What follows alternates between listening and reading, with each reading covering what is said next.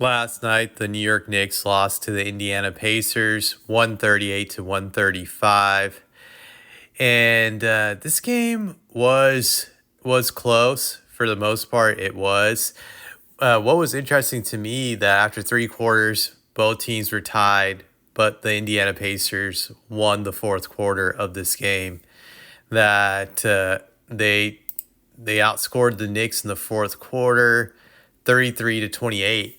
Which has been the common theme of this series so far is that the Knicks always lose the fourth quarter in both of these games, which is really huge.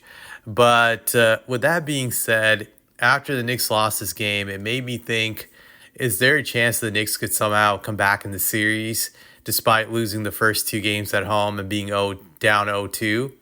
It has happened before where a team has come back from being 0-2 after losing the first two games.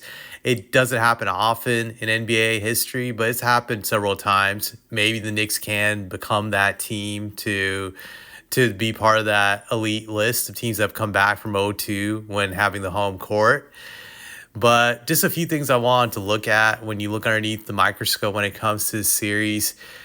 One of the biggest reasons why the Knicks are losing to the Indiana Pacers, I would say, is that the Pacers are killing them when it comes to turnovers. If you look at the stats for the series, total turnovers in the series, the Pacers have only 17 turnovers. 17 turnovers. That's not for one game. That's after two games. The total amount of turnovers they have is 17. And the total amount of turnovers the Knicks have is 28. After two games. So, which is not too bad. That means the Knicks are averaging 14 turnovers a game, which I think is probably the norm or league average. But the Indiana Pacers, they've been like flawless when it comes to turnovers, and that the Knicks are just hurting really badly in that category. Last night, Knicks had 13 turnovers while Indiana had 10. The last game, Indiana had only 7 turnovers. So last game they had 7 turnovers, and the Knicks had how many? Let's see. In game one, the Knicks had 15. So Indiana is just killing them when it comes to the turnovers. That's something the Knicks have to clean up. They got to find a way to minimize the turnovers, but at the same time, force more turnovers for Indiana. They have to find some ways to just get more turnovers from Indiana and get them to play helter-skelter in the sense that they're too comfortable right now. And the fact that they're not turning over the ball shows that they're just very comfortable in playing the Knicks. I don't know how they can force more turnovers among Indiana. I don't have a solution to that, but that's one of the keys for them to get back in this series. Last night, Indiana had 10 turnovers, which is still pretty low for an NBA team, while the Knicks had 13, so they lost that battle. They got to find a way how to win that battle. I don't know how you fix it, but Tibbs, he's supposed to be a defensive guru, I meant to say. He needs to figure out what to do to increase the turnovers among Indiana, because I think that's one of the keys. The other thing I would say is that Indiana is shooting lights out from three-point range. I'm gonna pull up the statistics for the series when it comes to three-point shooting. The Knicks for the series is shooting 33%, which is very bad as a team. That's terrible shooting. While Indiana is shooting on God mode. They're shooting 41% from three for the series, which is insane. And in last night's game, they shot 43% from three, while the Knicks shot 34%. The Knicks got to find a way to bring down Indiana's shooting, which is hard to do because Indiana is a great offensive team, but they got to get below 40. They're not going to win the series if they don't get that shooting number to go below 40%. There's just no way they can win. They have got to find a way to defend the threes much better. Again, this goes to Tibbs, that he has to figure out a way. He's supposed to be the defensive guru out here. He has to find a way to contest the three better. So those are the two big things the Knicks have to figure out. They got to figure that out because everything else the Knicks is doing pretty well in. They're winning the rebounding battle among the Pacers. For the series, the Pacers have 71 rebounds, I believe, And the Knicks have, let's see, the Knicks have 84 rebounds total. So they're winning that battle. And they're winning the blocks battle. The Knicks have 12 blocks for the series, and the Pacers have 6. So they're winning that one too, which is crazy. I would say the only other statistic the Pacers are really winning is the assists. They have 52 assists compared to the Knicks 42, but I feel that goes back to defense and not forcing enough turnovers, hence why they're getting more assists. So the Knicks have to fix that. I would say they got to fix that up.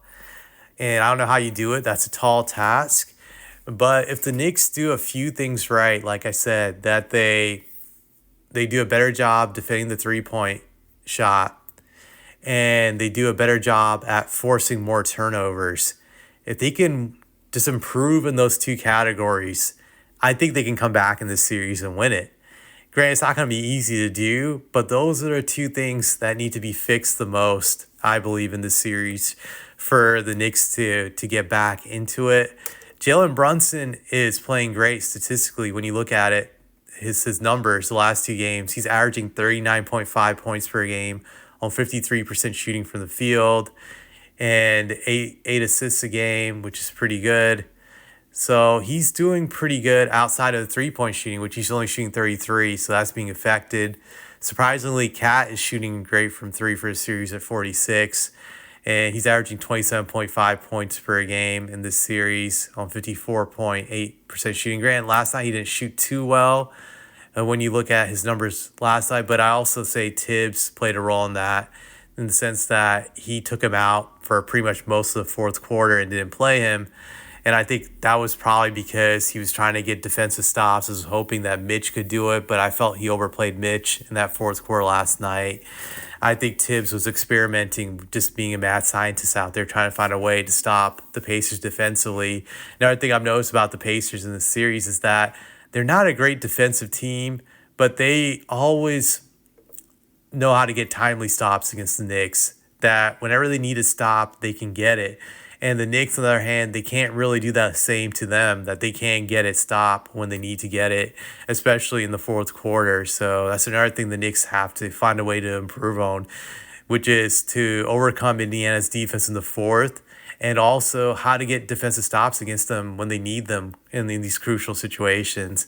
So these are all the things that they need to clean up, get fourth quarter stops against Indiana, find ways to score against Indiana in the fourth when you really need to do so. Make better decisions. Like that last night, not calling a timeout by Tibbs was stupid, and having Jalen Brunson pull up for that predictable pull-up 3 was dumb. They got to make better decisions. Coaching, Tibbs needs to do a better job of that. I felt his coaching has probably cost him 2 fourth quarters. So that's one thing. And like I said, defend the three-point line, minimize the turnovers, force more turnovers against Indiana. If you do these things, you can win the series. Will the Knicks do that? I'm not so sure, but it's a possibility. Game 3 would be very interesting. Knicks have to win Game 3 to have a chance to come back in the series and win it. So I'm interested to see just the adjustments they make the next game. I think the next game will be very hard for the Knicks to win. So it'll definitely be a challenge, but I think it'll be interesting.